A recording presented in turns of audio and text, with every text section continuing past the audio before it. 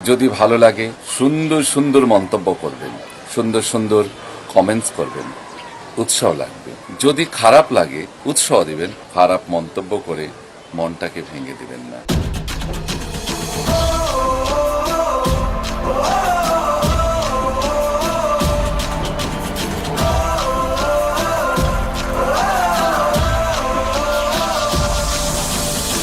Give me freedom, give me fire, give me reason, take me higher.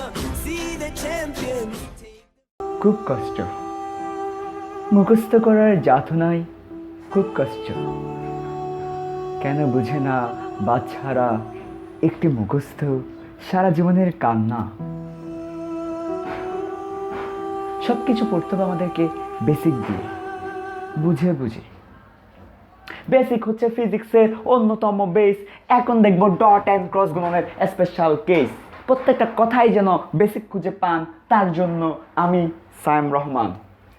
Dot এবং cross গুণনের special কেসের 1 নম্বর যে কেসটা আমরা দেখব, সেই 1 নম্বর কেসটা হচ্ছে খুবই ইম্পর্ট্যান্ট আমাদের সবার জন্য। সেই 1 নম্বর কেসটা হচ্ছে কেস 1। কেস 1 আমরা দেখব, যদি দুইটা সেম ভেক্টর হয় তাহলে দুটি সেম ভেক্টরের ক্ষেত্রে কি হয় সেটা দেখব। দুটি সেম ভেক্টরের ক্ষেত্রে কি হয় সেটা দেখব। দুইটা সেম ভেক্টর ডট করলে কি হবে এবং দুইটা সেম ভেক্টর ক্রস করলে কি হবে। আচ্ছা ঠিক আছে, ওকে। I need another marker.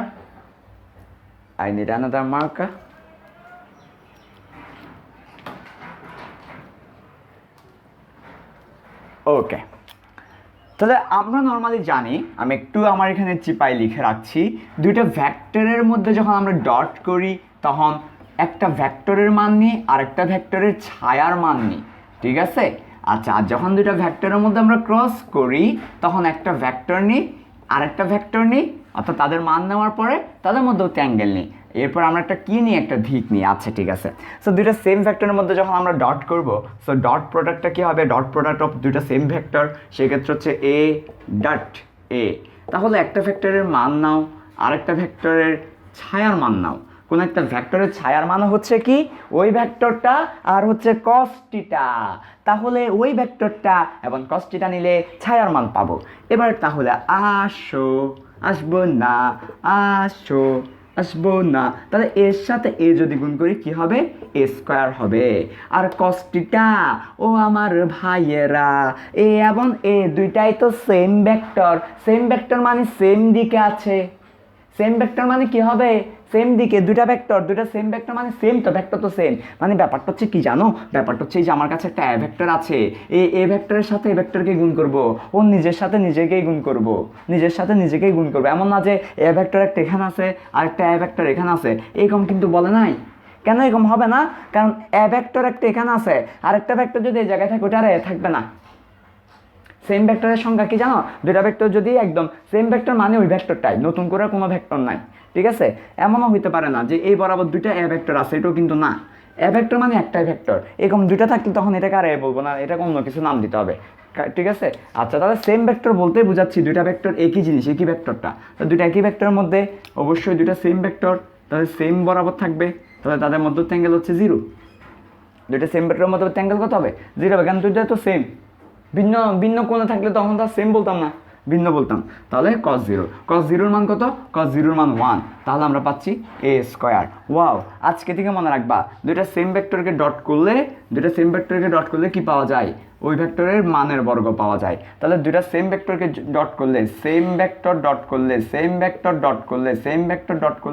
কি পাওয়া যায়, ওই ভেক্টরের মানের বর্গ পাওয়া যায়, মানের বর্গ। এই যে ওই ভেক্টরের মানের বর্গ পাওয়া যায়। এবার দুইটা সেম ভেক্টরকে ক্রস করলে কি হবে সেটা খেয়াল করো।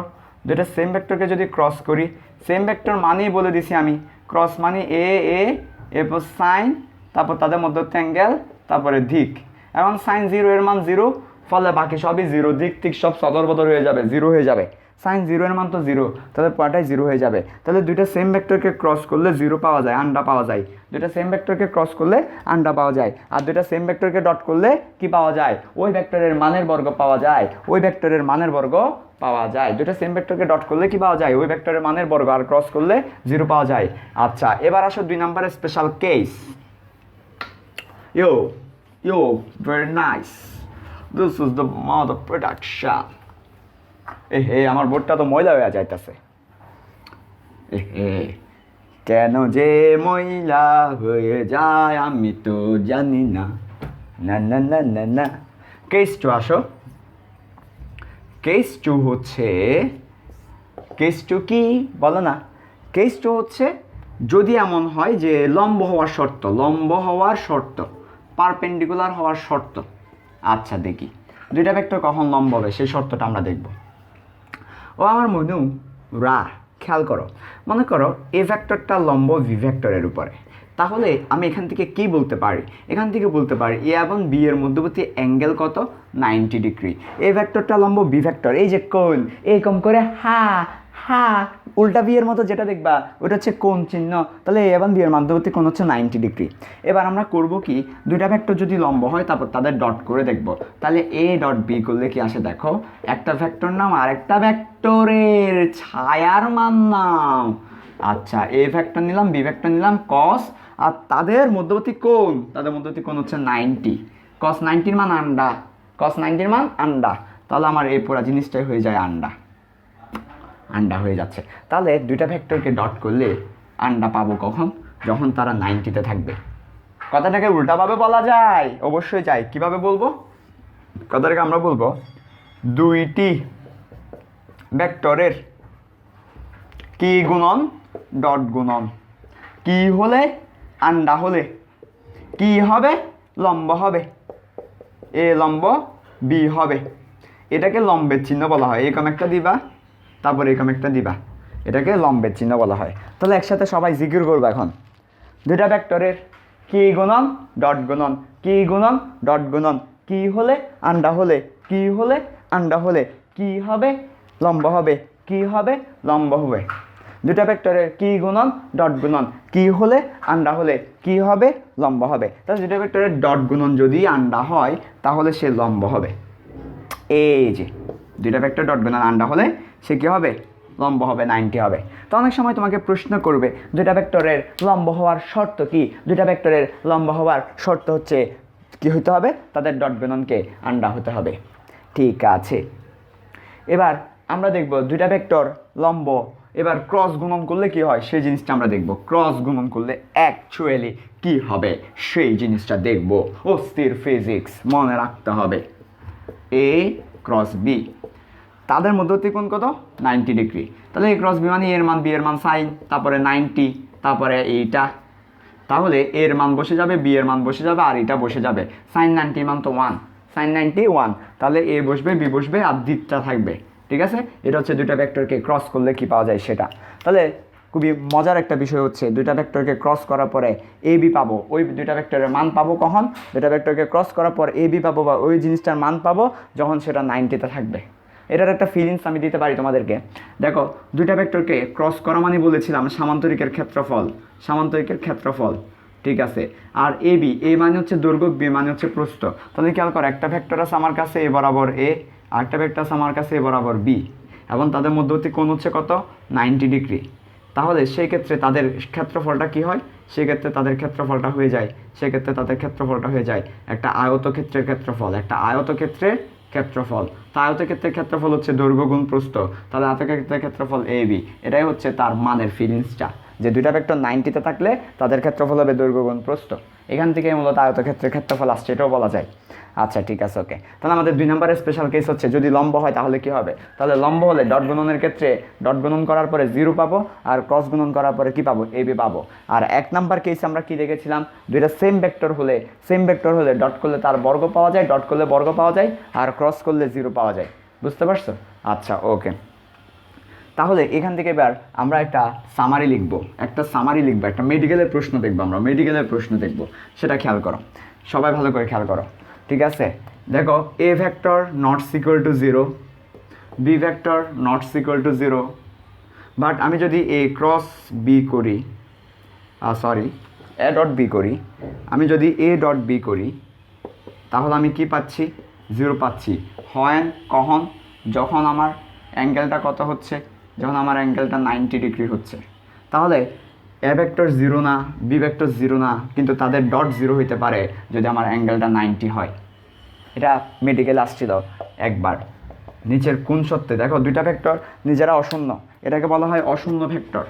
দুইটা ভেক্টর অশূন্য, কিন্তু তাদের গুণফল কি হতে পারে? অশূন্য দুইটি ভেক্টরের গুণফল শূন্য হতে পারে। অশূন্য দুইটি ভেক্টরের গুণফল কি হতে পারে? শূন্য হতে পারে।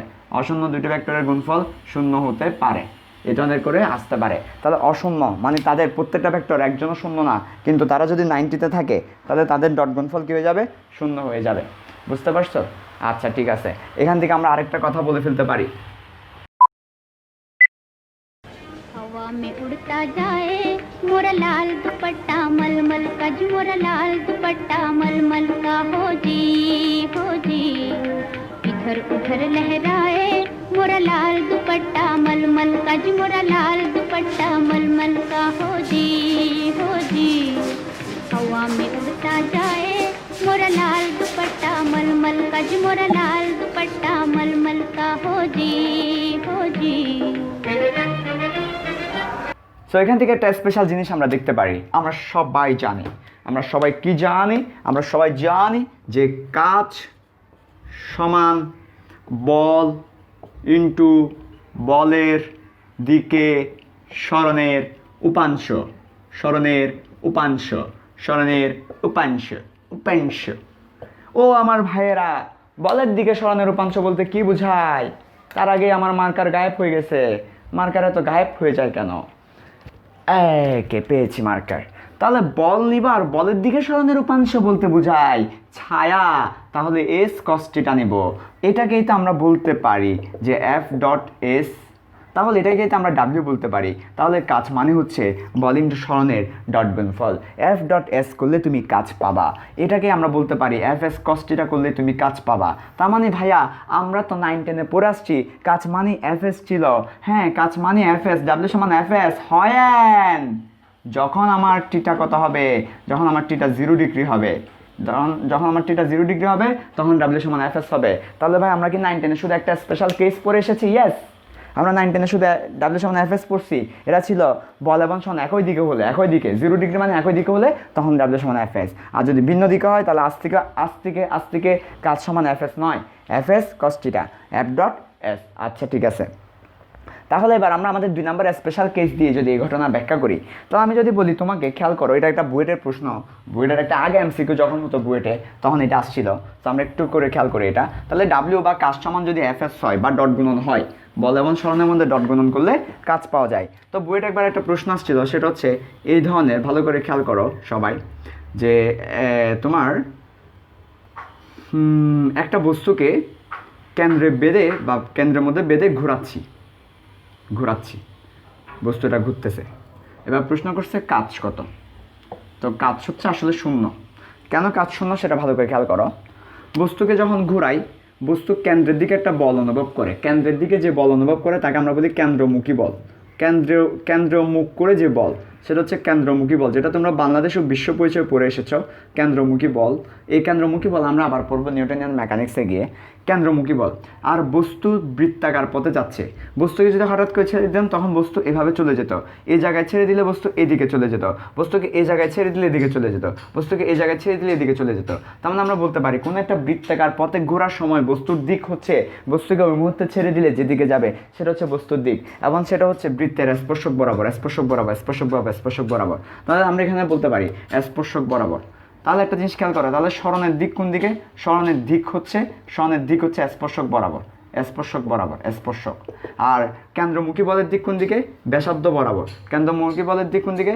ব্যাসার্ধ বরাবর, ব্যাসার্ধ। তাহলে একটা ব্যাসার্ধ বরাবর আর একটা স্পর্শক বরাবর। আমরা সবাই জানি, আবার বলছি, একটা বস্তুকে, ব্যাপারটা আমি একটু ফিল করাই তোমাদেরকে, একটা বস্তুকে এভাবে হাতের আঙ্গুলে বেঁধে ঘোরাচ্ছি।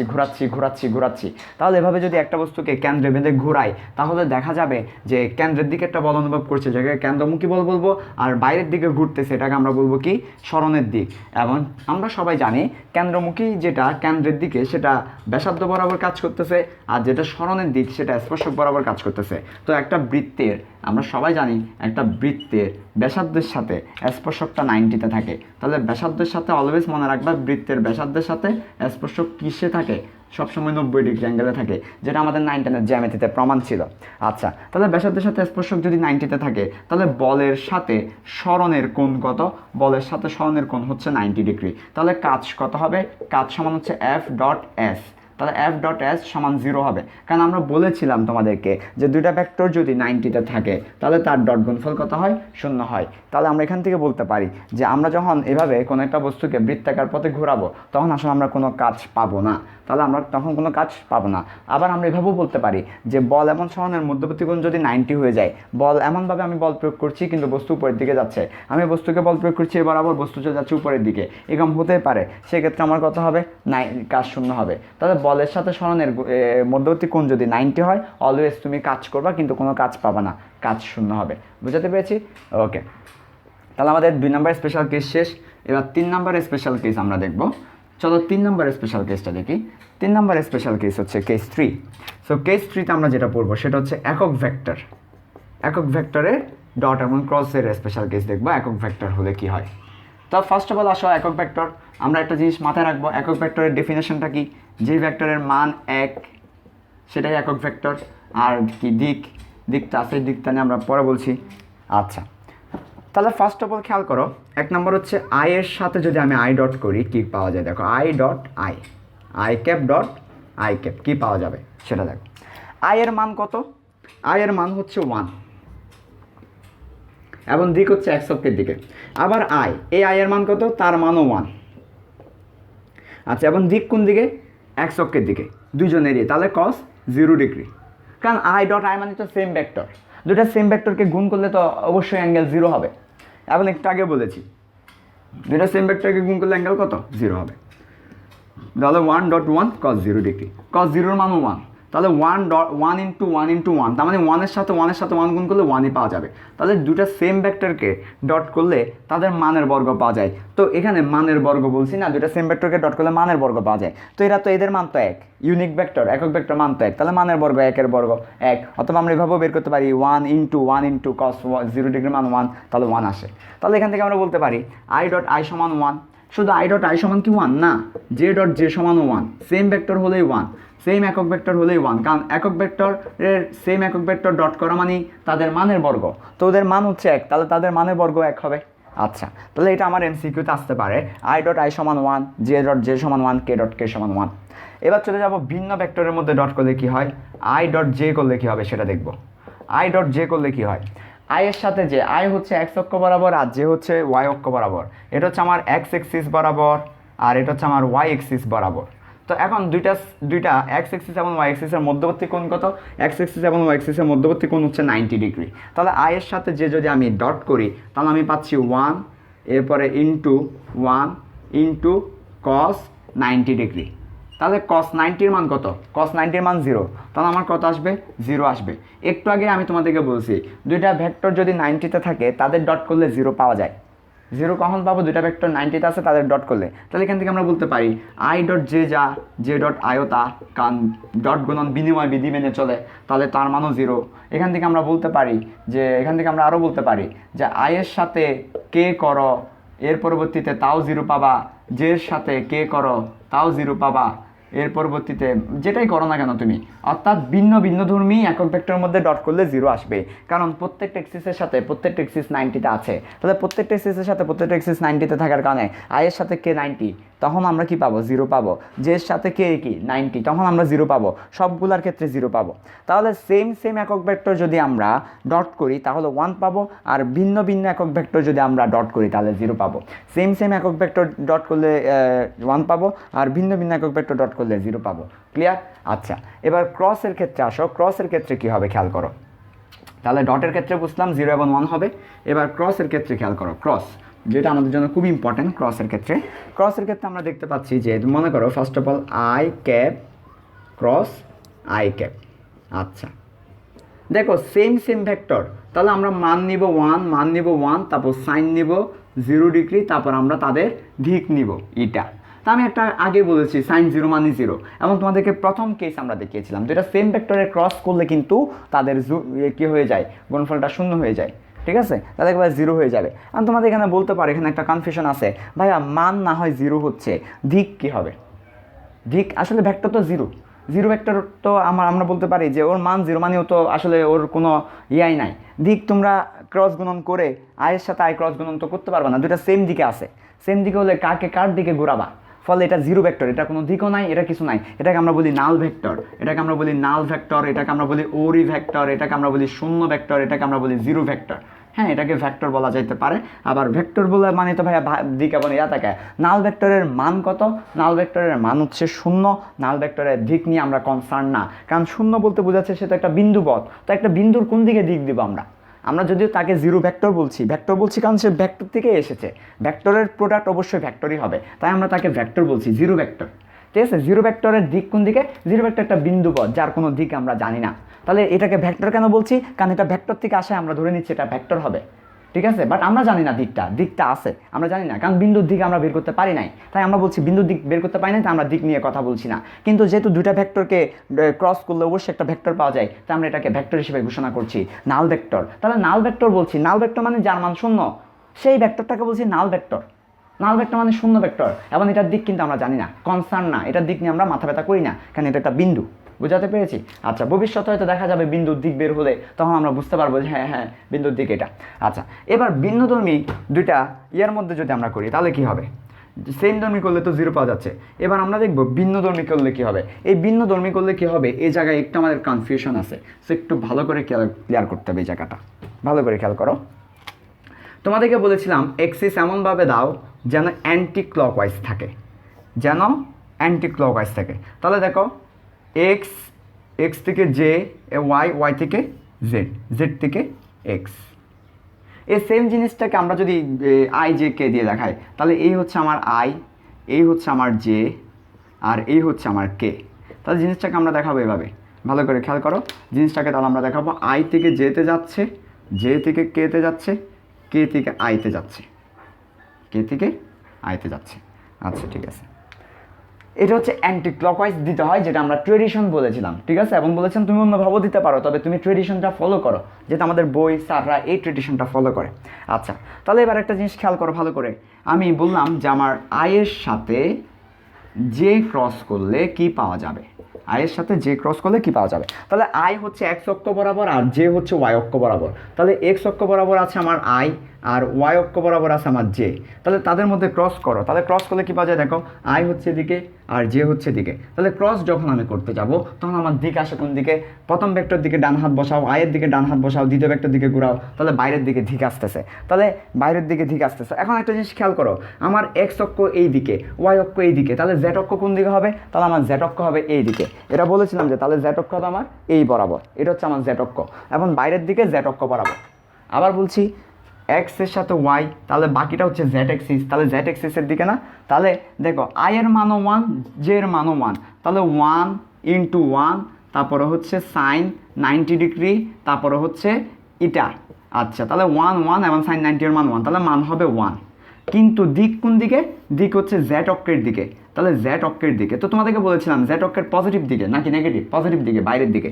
তাহলে আমার জেড অক্ষের দিকে একক ভেক্টরকে আমরা কি বলেছিলাম? জেড অক্ষের দিকে যে ভেক্টর যার মান 1 এবং দিক জেড অক্ষের দিকে, সেটাকে আমরা কে বলেছিলাম। কে মানে হচ্ছে মান 1, দিক হচ্ছে জেড অক্ষের দিকে, তাই আমরা লিখবো কে। আচ্ছা ঠিক আছে। এবার তোমাদের একটা প্রশ্ন আসতে পারে যে ভাইয়া তাহলে আমরা যদি বাই চান্স লিখি জে ক্রস আই, তা আমরা বলেছিলাম ভেক্টর বিনিময় বিধি মেনে চলে না, তাহলে আই ক্রস জে করলে কে পাওয়া যায়? তাহলে জে ক্রস আই করলে মাইনাস কে পাওয়া যাবে। কি পাওয়া যাবে? মাইনাস কে পাওয়া যাবে। ভাই এটা কীভাবে আসে দেখো, প্রথম ভেক্টরটা হচ্ছে জে, দ্বিতীয় ভেক্টর হচ্ছে আই, তাহলে জে থেকে আইয়ের দিকে নিয়ে যাও, তাহলে কোন দিকে দেখায়? ভিতরের দিকে দেখায়। কোন দিকে দেখায়? ভিতরের দিকে দেখায়। তাহলে ভিতর দিকে, জেড অক্ষের ভিতর দিকে মানে কি? Negative side. এটা জেড অক্ষের পজিটিভ সাইড আর এটা নেগেটিভ সাইড। এটা এক্স অক্ষের পজিটিভ সাইড, এটা নেগেটিভ সাইড। এটা ওয়াই অক্ষের পজিটিভ সাইড, নিচেটা নেগেটিভ সাইড। তাহলে ভিতরটা জেড অক্ষের নেগেটিভ সাইড, তাই মাইনাস কে হয়ে গেছে। তো এটাকে আমরা এভাবেও দেখাতে পারি যে এই সার্কেল থেকে আমরা এই জিনিসটাকে দেখাতে পারি। সার্কেল থেকে কীভাবে আমরা এই জিনিসটা দেখাতে পারি সেটা একটু খেয়াল করো। আই এর সাথে জে ক্রস করলে কে পাওয়া যাবে, অ্যান্টি ক্লকওয়াইজ থাকলে কে পাওয়া যাবে, এই সিরিয়ালি দিতে হবে। আই এর সাথে জে ক্রস করলে কে পাবো, জের সাথে কে ক্রস করলে আই পাবো, আবার কের সাথে আই ক্রস করলে যে পাবো। জিনিসটাকে আমি দেখাচ্ছি তোমাদেরকে, আমি আমার এই জিনিসটা মুছে দিয়ে দেখাচ্ছি। খুবই ইন্টারেস্টিং একটা টপিক। এই একটা চিত্র আঁকতে পারলে হবে। তোমরা যদি অ্যান্টি